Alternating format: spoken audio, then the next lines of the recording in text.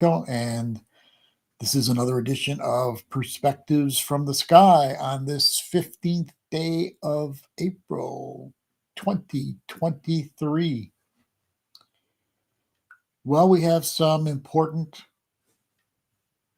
planetary movements beginning this week and lasting for over a month. Actually, there'll be other aspects that come in late spring and summer that will also be very important. But let's start with this week. So this week on the 19th, 20th, I say that because if you're Pacific time zone, the solar eclipse new moon in Aries will be at 9:13 p.m. And if you're on the Eastern time zone in the United States, that eclipse new moon will begin at 12:13 a.m. on the 20th. So for most, it'll be on the 19th, but some on the 20th too. And it will be a powerful solar eclipse new moon. It's at 29 degrees and 50 minutes of Aries. That's just 10 minutes away from being in Taurus, 2950, which makes it extremely close to making a square to Pluto, which is at 0+ degrees of Aquarius now, having just gone in late March into Aquarius. And it's going to go backwards into Capricorn toward the end of this year, then back into Aquarius, then back into Capricorn for a little while toward the end of 2024. And then in 2020, at the very end of 2024, it will stay in Aquarius for 20 years, till 2044. It's a long time. That's long for Pluto. Pluto moves very slowly. It's got a 248-year approximate cycle around the sun, so it does move very slowly. But that's slow even for Pluto, 20 years. But if I take you back 248 years ago or so, we find that Pluto had moved into Aquarius the last time.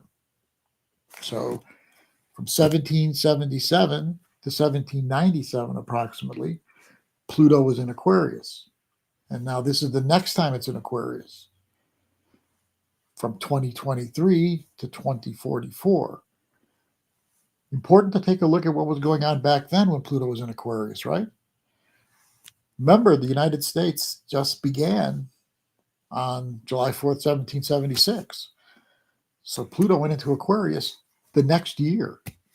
That's pertinent, that's meaningful.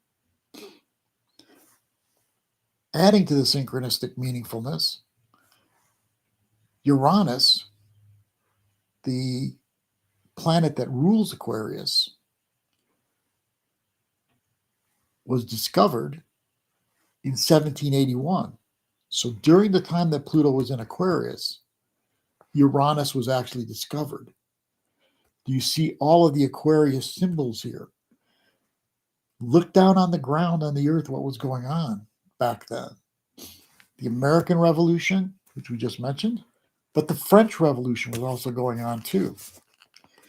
The very nature of Aquarius was a big part of these revolutions. Diversity within unity, but more pertinent to the revolutions themselves, of the people, by the people, for the people. Aquarius has no central authority.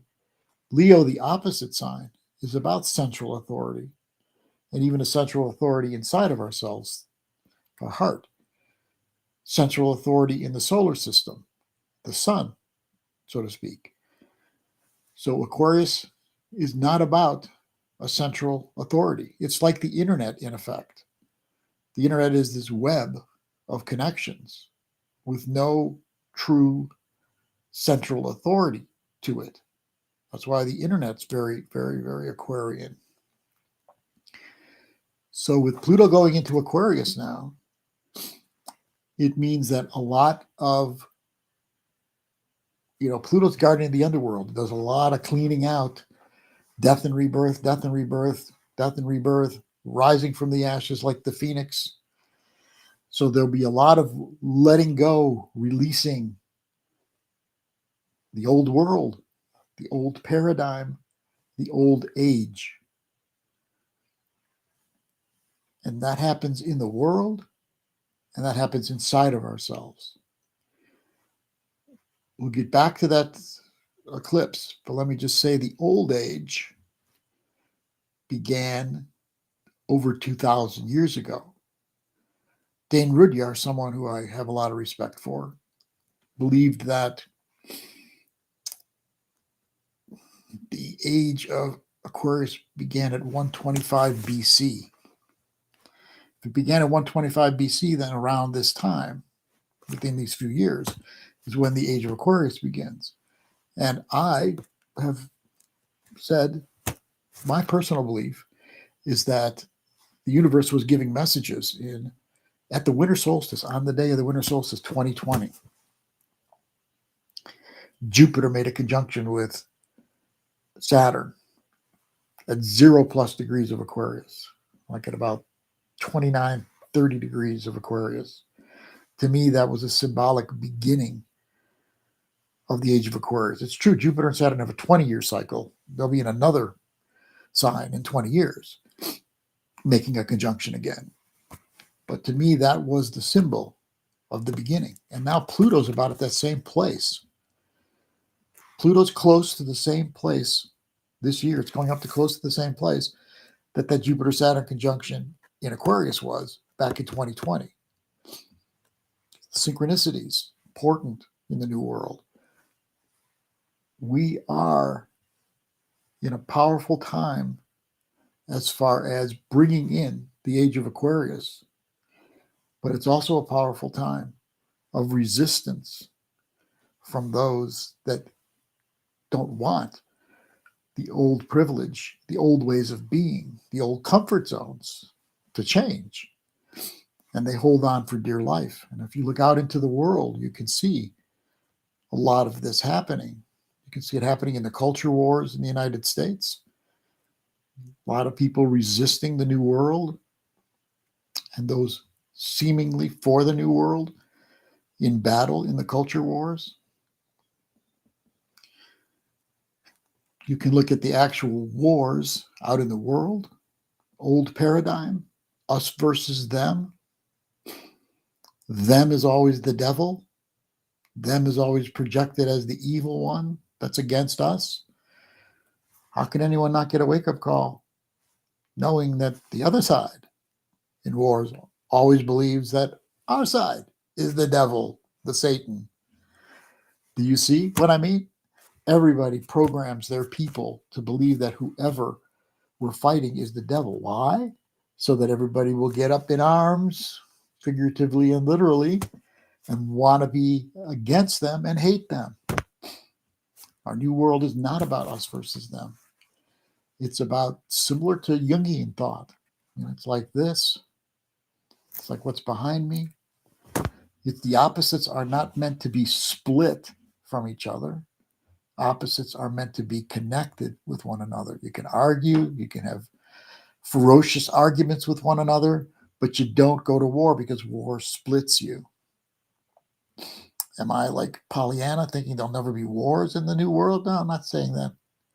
But I'm saying the movement is toward opposites being connected inside ourselves too.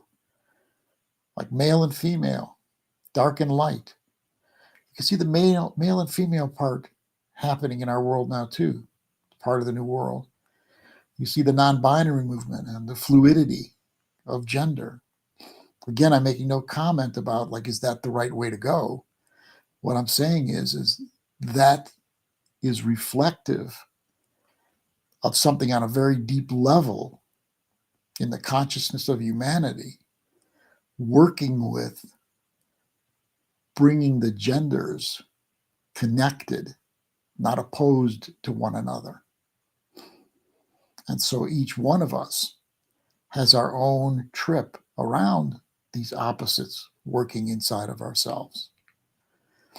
A lot of people now do shadow work. And, shadow work is inner work. It's working on your inner world, the parts that make you feel the darkness, the negativity. But darkness is not meant to be negativity, not in the way, that we think of negativity. Not like there's something wrong with it. Some of you really tune in, when you get into the dark places or the dark of night, just the moon is shining, or maybe not even the moon. Don't you feel comforted? Don't you sometimes feel comforted when you go to sleep at night? Don't you oftentimes feel comforted? The lights are out. It's time to go to sleep. Darkness is not the enemy. A lot of people in the spiritual movements make it the light fighting the dark, defeating the dark. There's no defeating of the dark. The dark is something that we need to integrate inside each one of us in a healthy way. So just remember that's part of the process. Now, as we're talking about moving into the new and letting go of the old paradigm, moving into the new, it's not just that easy all the time. Obviously, it's not.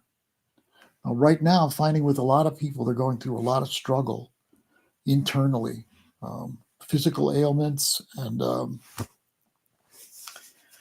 fears, just feeling stuck, not moving forward.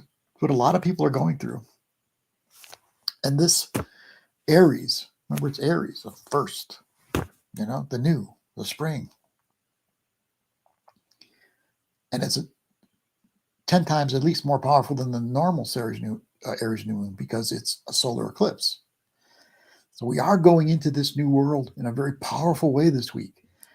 And that's why a lot of people are going through some difficult times internally. It's the struggle to let go of the old. Now, listen to me about that, please. It's imperative now that the old is let go of. That's like inside of us too. The old patterns, the old ways of thinking, old comfort zones that aren't really comfortable. I think you know what I mean? It's like sometimes we get in comfort zones, meaning we want to stay in this place.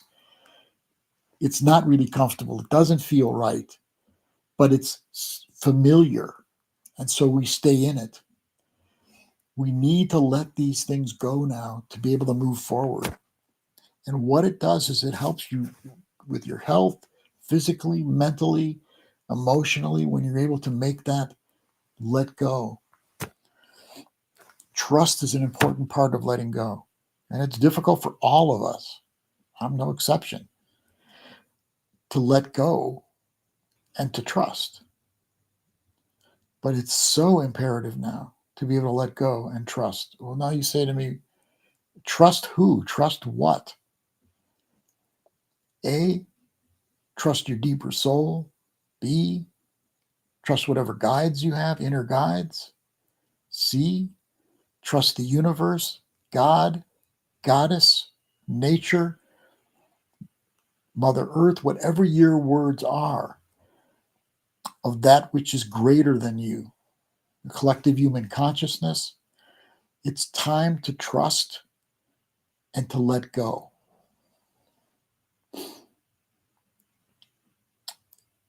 Really, it is. Christine wrote something about a song by Duran. She just wrote in the chat,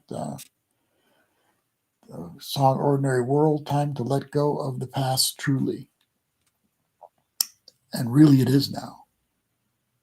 That was back in the 80s, I think. Time to do more letting go then, too. But now, more powerfully important to let go. In some cases, we're letting go of something that maybe was an old chapter of ours that lasted for 20, 25 years. Sometimes it's a chapter that lasted much longer than that.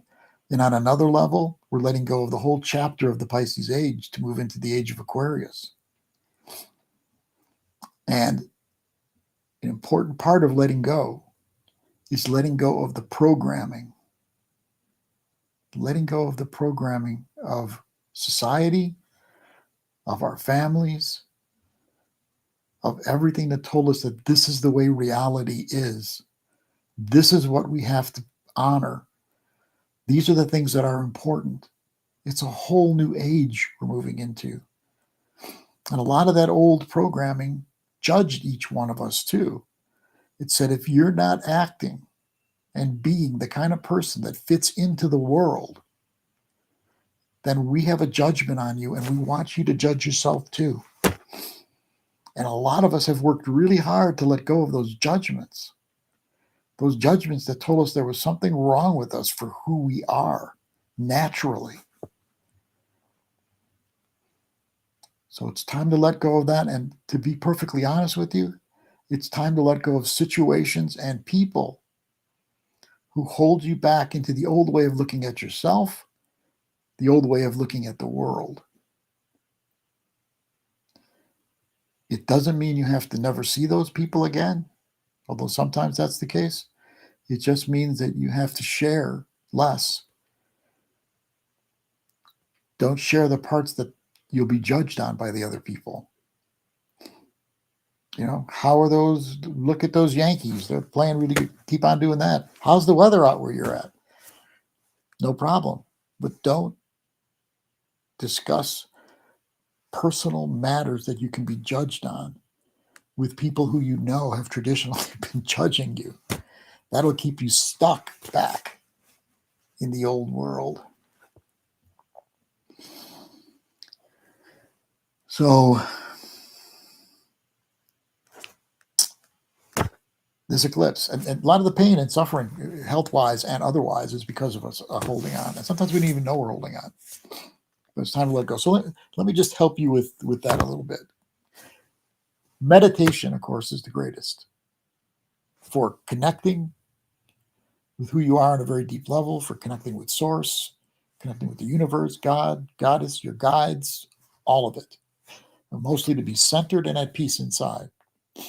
So I've got a meditation for you to do to help you to let go of the past and to let in the new. And this is one that I learned in Silva Mind Control a long time ago when I used to work with them. They don't call it Silva Mind Control anymore. They call it Silva Method, but I hear it's getting a resurgence of interest in it. The Silva Method, SILVA. There's one meditation called, and I use this with a lot of clients that see me. It's called Mirror of the Mind. So there's going to be two mirrors that you're going to use. First, you want to get down to that deep place inside of yourself, at your center, at your core, with the Source. Then you put a mirror up in your mind. And in that mirror, put up you in this stuck place that you're in. It's with somebody you can have with you in the mirror, with your family members, with anything. But just have it there and feel that it's the old and that it's stuck. And then take that mirror and send it off to a black hole in the universe or 6 feet down underground and let it die. Let it die. Feel it dying. Never go back to that mirror again. Then replace it with another mirror in your mind. And in this mirror, visualize yourself moving into the new space, to the new chapter of your life. If you don't know what that new chapter is, and a lot of people are struggling with that right now too, it's hard to let go of the old because they don't really know what the new is going to be. I understand. Allow the universe to help you with that new mirror. Stay in a trusting, let go, surrendered place and see what the universe puts into that new mirror. And then you put into it too, whatever you think you can feel or know. That's co-creation between you and the universe. Allow that mirror to form as best you can. Now, if you can't do it the first time, the next time you meditate, go back to that same mirror again. Never go back to the other mirror. Just keep going back to this one. And then once you start getting some clarity as to what that mirror is, every time you meditate, you go back into that mirror. But also, even if you're washing dishes or whatever else you're doing, taking a hike, picture That's second mirror. Now there's 3 ingredients for that mirror to be something that becomes reality. First is desire. How much do you want to move out of that old place and into the new place? Second is belief. How much can you believe that it's going to happen? And the third and most difficult of the 3 is expectation. Expect it to happen. So then you work with this new mirror in those ways: desire, belief, expectancy. But the more you can feel that it fits you, the more that it's going to work. The reason I say let the universe speak too is because you don't only want it to be like your desire for it. You want it to be what's going to be right for you, what's going to fit. What is it you need? So you want to co-create with the universe on that. This works. I've seen it work in many, many, many, many, many ways. The first time I tried it, I quit smoking, and I was a 2-pack-a-day cigarette smoker. This was like 1981. I did the Mirror of the Mind when I was working with Silva back in those days, and got rid of that smoking without a hiccup. Like I said, I was smoking 2 packs a day too. I was pretty damn addicted. So it works, and it's important not to let go, because this is an important new chapter that's starting at this Aries Solar Eclipse New Moon that's happening on the 19th, 20th. I'm going to come back and talk a little bit more about that and what's going on in the world. But I want to just go through some of the dates with you first of other things that'll be happening. So on that date again, Pluto will be square.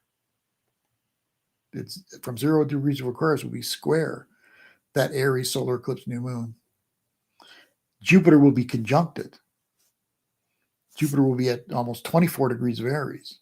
So it'll just be like 5 degrees away from being conjunct, exactly conjunct that Aries solar eclipse new moon. Pluto will be even closer, like a half a degree from being exactly square. So Pluto's going to have a strong influence. And then it'll have a strong influence also because not only is it that close, but it's only about 10 days from being from its changing directions. Remember, when a planet changes directions, that means that its energy is more powerful in our energy field, and its influence is stronger than it usually is. So Pluto goes retrograde on May 1st. And that's like in between our 2 eclipses, a little closer to the second one, but pretty much in between. So you'll feel Pluto, that square, strongly, partly because it is starting to slow down and change directions on the 19th, 20th. Don't skip this, Leo.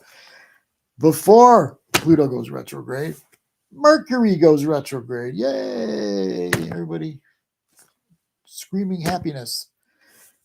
Mercury goes retrograde on the 21st of April. So like the next day after the eclipse. And it goes retrograde at 1:35 a.m. Pacific on the 21st, 4:35 a.m. Eastern on the 21st. And it'll be at 15 and a half degrees of Taurus. It goes retrograde. And it'll stay retrograde until May 14th. So it's going to stay retrograde through the next eclipse too. And then it'll go back direct on May 14th at almost 6 degrees of Taurus. Now back to our calendar. So, that means, and that's happened for a couple of eclipses in the last couple of years, but, it makes things a little more confusing sometimes. But, you can work with Mercury retrograde. It doesn't have to be this demon. It's like, don't try so hard on your linear, logical thinking when Mercury goes retrograde. Trust more your right brain. Trust more your heart, which you ought to be doing anyway. But even more so when Mercury goes retrograde. Trust your right brain. Trust your heart. It's time to reflect, not to figure it out and fix it. It's not time to figure it out and fix it when Mercury's retrograde. Now, this is going to help with the eclipses too, because if things happen that are shaking things up, which they tend to do, you don't want to try to fix right away. You want to let go, trust the process. Eclipses are for change. They're for transformation. A lot of people think that, oh, when they come, it means like horrible things are going to happen. No, that's not its purpose. And sometimes I've seen when it just gracefully a person will move into a whole new place for themselves. But it's for change and it's for transformation. Sometimes you got resistance, right? When there's a lot of resistance, that's when we have problems with change, whether it's Uranus, Neptune, Pluto transits, those are the three transformational planets, or whether it's eclipses. The resistance to the change causes a lot of the difficulty for people. So that's May 1st, Pluto retrograde. Then on May 5th is the lunar eclipse full moon. And it's in Scorpio. And remember, new moons are two planets together, the sun and the moon. So that's the Aries new moon. The sun and the moon will both be in Aries at that Aries eclipse new moon. The full moon, the sun and moon are opposite each other. So the moon will be in Scorpio at 14 degrees 58 minutes of Scorpio, and the sun will be at 14 degrees 58 minutes of Taurus.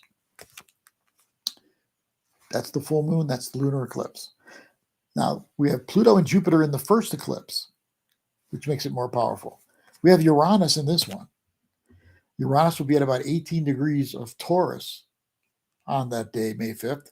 So it will be within 3 degrees approximately of being conjunct the sun and opposite the moon in the lunar eclipse. Then on May 9th, Uranus will be exactly conjunct the moon in Scorpio. And on May 9th also, Uranus will be exactly conjunct the sun in Taurus. On May 14th, Mercury goes back direct. On May 19th, there's a new moon in Taurus. And at that time, we can say that the eclipse season, spring eclipse season 2023 has ended. So let's come back to this eclipse and let's look at the world. You got to be not paying attention to anything if you're not paying attention to the fact that the world out there is falling apart. In America, we have mass murders almost every day. People are you know what happens after a while when something happens all the time? You go, oh yeah, well, this is kind of normal. It's not normal. It doesn't happen all over the world. It's happening here because our country is having a rough time with its value system. I think you noticed that back in 2016 when Trump got elected, we started seeing a lot of our values falling apart. Like we have become in this country, like in the beginning, there was a split between those with the higher principles, like Thomas Jefferson, for instance, and then those that cared more about the treasury and the money, which, you know, to a certain extent, it's good. You need to, you know, make it in the material plane. But what's happened to our country, in my estimation, is the money has become the most important thing and the values aren't there anymore, or as much as they used to be. Check yourself out. Check yourself out too on your value system inside. I'm not saying money's bad or you know, you shouldn't care about money. You got to survive. You want to be comfortable in life. But the greed of being wealthy, like outrageously wealthy, multi-billionaire, does that make any real sense? So Christine also wrote on the chat line about the NRA, and that's really, really true too. I'm not saying that if we get rid of guns, that's going to solve the problem, because we still have these people who are not mentally well who are doing these things. But if you take the guns away, I think it'll help the situation. Not solve it or cure it, but it's going to help a lot. But, you know, our country's mentally ill right now, I'm afraid. And so we need to go through a lot of healing. We're a superpower in the world. I've been telling you in different weeks that this is not going to continue. what's happening out in the world is, and I can't believe the United States is not like aware of it. It's like real obvious to me. There are countries that are banding together now to defeat the Western world. It's really obvious to me. It's like China, Russia, Iran. And now what's really interesting is, Iran and Saudi Arabia were at war with each other in Yemen. And that went on for many years. Part of the reason for the war is there are two different kinds of Muslims. There's the Sunni Muslims, and then there's the Iranian Persian Muslims. And they don't like each other. And so in Yemen, Iran and Saudi Arabia fought against each other in a war. They're ending that war, and they're making peace with one another. And their leaders got together last week or the week before. Do you see what's happening? It's going to happen to Israel. It's going to happen to the United States. There's a lot of the world that is banding together to want to end the United States, Israeli, European, Western world supremacy in the world. This is not going to be easy to go through, but I'm afraid that it's a part of the process right now. And so we see what's happening with Russia and Ukraine. That's not going to end anytime soon. China with Taiwan. You see China flexing its muscles. It's going to take Taiwan. It could take it as soon as this eclipse season, but more likely it'll wait till next year. But not necessarily. A lot of the aspects I see with the Chinese chart. I have a chart for China. I have more than one chart for China, but the most recent chart, when they became what they are now, their Mars in Leo, conjunct Pluto in Leo, is almost exactly where that second eclipse square, exactly where that second eclipse is going to be. So they could actually make a move during this eclipse season, but more likely afterwards, either in the summer or next year. But it's going to heat up. Everything heats up during eclipse seasons. And then it builds to a head. And then it looks like it's going to pop, whatever it is. But then sometimes it just goes stronger and stronger, more intense, and then it starts subsiding afterwards. But you get the idea of where things are headed for later by what built up to a head during that time. So you'll see the China thing do that. You'll see the Russia-Ukraine thing do that. You'll see the culture war in the United States do that. That's not going away. Look, all the charges against Trump. That's going to continue. And his base is going to get more and more angry and more enraged. And there's a potential for a civil war, like there was back in 1861 and 1865 in the United States. And that one was mostly over values too. Money and slavery on the one end, and then being against those things. I'm not trying to make the North like the good guy and the South the bad guy. That's really not right.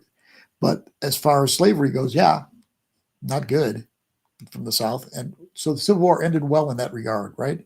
The country came together, at least ostensibly. On the outside, it came together, although you can see now, many years later, that it really hasn't come completely together, the South and the North. You can see the culture war is letting us know that, and that's why this could get worse. And then here's one of the most important parts to look at, places to look at right now.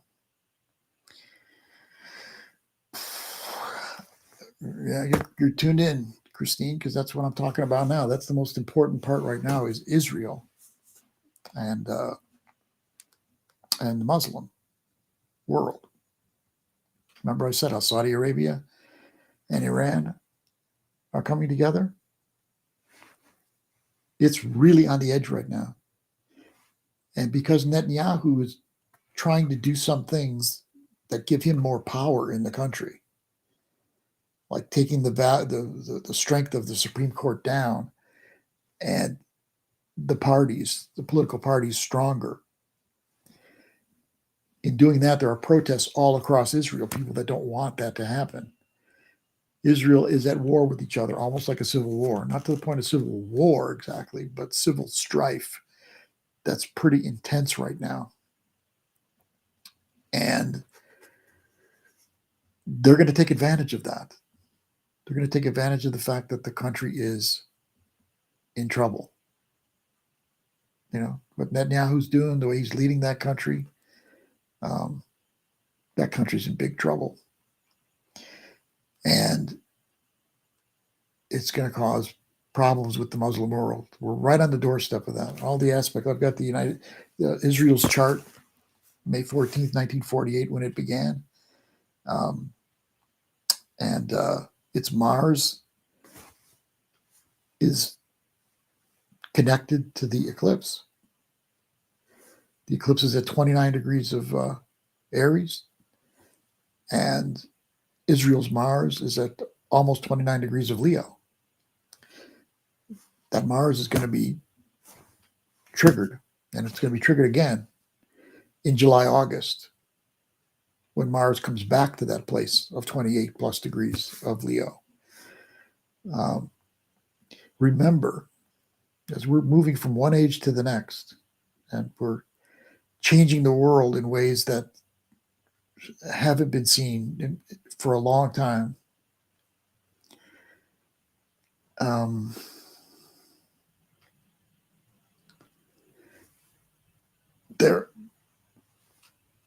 There is so much that the Middle East stands for as far as civilizations and religions go. Remember, a lot of the original civilizations happened in that Middle Eastern region. Egypt, Sumeria, Persian culture. A lot happened back then. Religions, especially. Judaism, Christianity, Muslim, all of them have strong roots, strong beginnings in the Middle East. I'll get even more specific. In Jerusalem, the Muslims see Jerusalem as an important place where Muhammad rose into the heavens from Jerusalem. Christ was born and raised near Jerusalem. Jerusalem is where Judaic culture has a lot of its history. So you can see what I'm saying. The old age is ending. The old religions are not going to have the same power that they had as we get into the middle of the Aquarian age. Because Aquarius is not about turning to gurus and religions and people outside of you to reach spirit. It's about individuals, the Aquarian age, reaching spirit. Doesn't mean you don't have guides or teachers, but it means that you learn to trust your connection to spirit. Your connection to spirit. And that's Aquarius. It's about we the people, not about the authority figures. Look back at the American and French revolutions that were happening the last time Pluto was in Aquarius, when Uranus was discovered. That was like kind of the cusp of the Aquarian age back then. And then I believe the fullness of it happened in March, winter solstice. Sorry, not March, winter solstice 2020. And with Pluto in Aquarius now, we're going to go fully into it. But so this eclipse season is really important to push us forward. And you need to work on that inside you. I shouldn't say you need to. I hope you work inside yourself on going from the old world into the new world.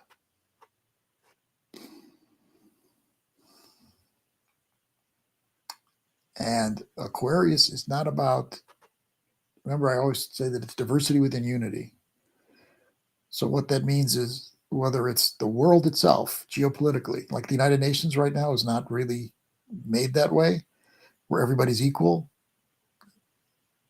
It's really not, because you got 5 countries that have nuclear weapons and are very wealthy, who have veto power in the United Nations. It's not everybody gets an equal vote. That's what we need in the world, because that's Aquarius. All equal.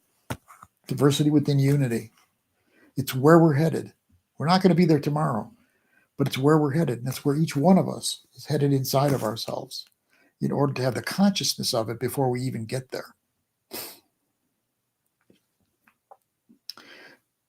So the Middle East is going to be an extremely important place during this eclipse season and beyond, because it represents a lot of the beginnings of humanity, especially Western world, but really most of the world. A lot of the world had their beginnings of civilization and of religion there. So it's gonna during eclipse season, I believe it's going to erupt. Maybe later, but I think during eclipse season. So now back to us in our personal lives. The work is on the consciousness inside. It's important, I believe, to know that the universe is not run the way that our world is being run. Somebody once questioned me a long time ago and said, why do you believe in a God or a goddess or a universe or whatever it is? Why do you have faith in that? Why do you have trust in that? Look at the world. Look how messed up it is. Look at the mass murders that are happening everywhere. Look at the wars. How can you believe in something greater?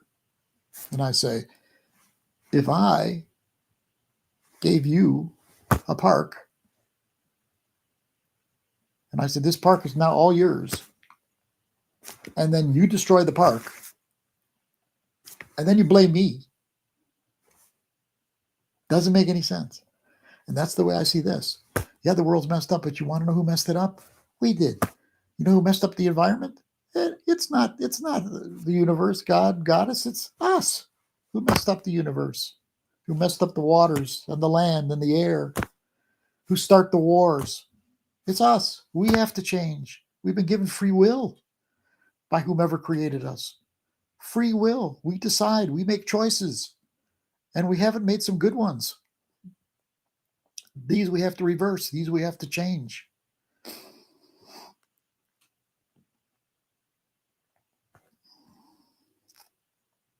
We're ready to do it. We're ready to do it. But do it inside yourself. Remember what really runs the universe. God, goddess, whatever your words are. Love and truth. Love and truth are what we can channel into us, because that's what runs the universe. And that's what needs to run our world. Love and truth. Look at truth. You know, who do you read now that's going to tell you the truth? Everybody, like the liberals, the conservatives, where? Everybody's just selling their viewpoint. They're not trying to reach the truth. They're trying to sell their viewpoint and sell you to join their tribe and their way of looking at things. But the truth is there. You can find it inside yourself. Love is there. You can find it inside yourself. So a lot of our work is cleaning out the old. And as we clean out the old and the toxic, we get a more clear connection with love and truth. There's a new world we're creating. Of all are equal. Of the people, by the people, for the people. Love and truth and caring. But we're going to have to go through some rough times coming up now. At least out in the world. The more you work on your consciousness to get in good places, the more that your personal world will reflect where you've gotten inside yourself. But the greater world is going to be doing some not pleasant things coming up now. So we have to be prepared for that too. So Deborah's not going to be here today. She's busy doing something else. And I was going to have on Dennis Harness, Vedic Astrologer, who I have a lot of respect for him and the way he does his work. And he, the last second, could not make it. So I'm your person. I'm going to end a little bit earlier today, I think. I think I'm going to end a little bit early today. So I'm coming back next week. We're going to do like weeks in a row now because of the eclipses. So we'll be around, and Deborah will be there too next week. And I've got some guests picked out for weeks after that. But I want to be here for most of the Saturdays as we go through these eclipses. So we'll be back next week. Both Deborah and I will be back next week. So this is the week of the first eclipse, the Solar Eclipse New Moon in Aries, square Pluto and conjunct Jupiter. And again, let go of the old inside yourself. I'm seeing so many people that are getting in even bad diseases because they're holding on so tightly to how it was or how it is. And I understand, because sometimes when you can't see what's ahead of you, it's hard to let go of what's behind you. But sometimes you just have to turn to trust. Get to a new place inside of yourself about trust, letting go, and surrendering. And that's going to help a lot. And I'm looking forward to seeing you all next Saturday, same time. And Tomeshka, thank you very much for saying thank you. Judy Ann Masters, you're here a lot, and I appreciate it. And Christine Buckingham also. You're the ones who are doing most of the writing today on the chat. Thank you all for your support. And I will see you next week. Take care, everybody. Bye-bye.